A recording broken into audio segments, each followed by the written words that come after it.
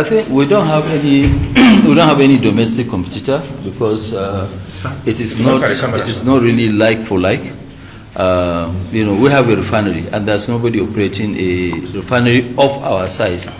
There are smaller refineries that they have 5,000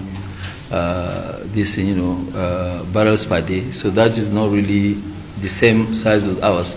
But what we are trying to do is to make Nigeria the refining hub of Africa, because African countries, all of them, they are importing products, and we want to make sure that whatever we are consuming right now, it is produced in our own land.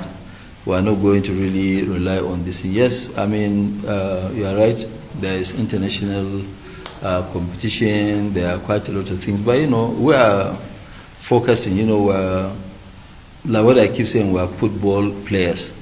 A football player that said that is going to listen or be watching the spectators, he will miss the ball. So we are focusing on the ball, and we will deliver that ball. We will score the ball. Yeah, because Nigeria's past policy is the one that has been launched by His Excellency, Mr. President. And if today we keep importing anything, I keep saying that import is importing of poverty and exporting of jobs out. So the issue is that can we develop without our own industries? We will have to face agriculture, we have to face industrialization, and then also strong bankers to be able to back up what we are doing. If you don't have manufacturing outfit, so what is it? If you look at now, the Nigerian policy of before, during the military, everybody, from the president downwards, everybody, they were all using Peugeot 504. That was the highest. So when a president is using 504, you cannot come as a commoner, as a businessman, or whoever you are, to be using Rolls Royce.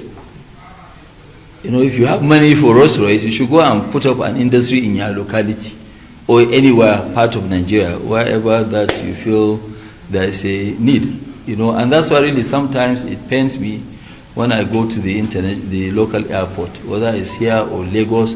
You see that to even find a parking of your plane is impossible.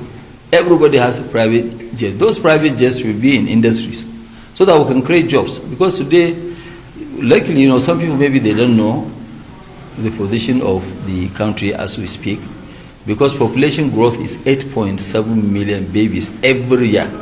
So 8.7 million babies every year, we have to be in a lot of things. We have to deliver power, we have to deliver infrastructure, we have to deliver this.